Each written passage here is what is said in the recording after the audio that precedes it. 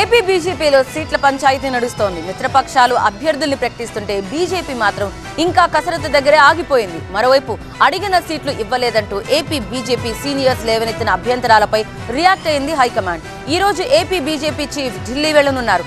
అసలు AP BJP ఏ సీట్లు అడుగుతోంది, టీడీపీ ఏమిస్తామంటోంది, బీజేపీ అధిష్టానం ఏమంటోంది?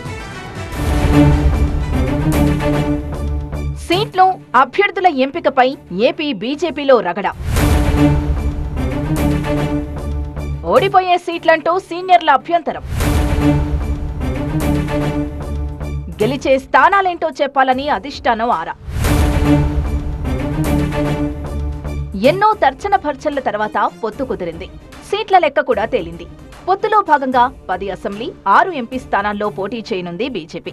అయితే ఇక్కడే కథ మరో మలుపు తిరిగి రసవత్తరంగా మారింది.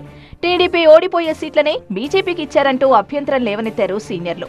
5-6 రోజుల క్రితం అధిష్టానానికి లేఖాస్త్రాన్ని సైతం సంధించారు. ముఖ్యంగా అసెంబ్లీ సీట్లపైనే రగడ నడుస్తోంది. తాము అడిగిన సీట్లు ఇవ్వలేదంటున్నారు ఏపీ బీజేపీ సీనియర్స్. ఇక ఎంపీ స్థానాలపైన రగడ నడుస్తోంది. బీజేపీ అయితే అరకు, అనకాపల్లి, రాజంపేట, హిందూపురం, తిరుపతితో పాటు రాజమండ్రి లేదా విజయవాడ ఇవ్వాలంటోంది. సీనియర్ల అభ్యంతరాలపై స్పందించిన బీజేపీ హైకమాండ్ మరి ఆ గెలిచే స్థానాలేంటో చెప్పండంటూ అభిప్రాయ సేకరణ చేపట్టింది. ఏ నియోజకవర్గాల్లో సానుకూల పరిస్థితులున్నాయో వివరించిన ఏపీ బీజేపీ పెద్దలు టికెట్ల కేటాయింపులో సీనియర్లకు ఛాన్స్ ఇవ్వాలని హైకమాండ్ ముందు మరోసారి తమ విజ్ఞప్తుల్ని ఉంచారు. అభ్యర్థుల ఎంపికపై ఢిల్లీ కేంద్రంగా కసరత్తు జరుగుతోంది. స్క్రీనింగ్ చేసిన లిస్ట్ ని ఇప్పటికే హైకమాండ్ కు అందజేసిన AP BJP chief Purandeswari BJP పెద్దలతో చర్చలు జరుపుతున్నారు. ఢిల్లీ వర్గాల సమాచారం ప్రకారం 2-3 రోజుల్లోనే ఏపీ అభ్యర్థుల్ని ఫైనల్ చేసి ప్రకటించబోతోంది బీజేపీ అధిష్టానం.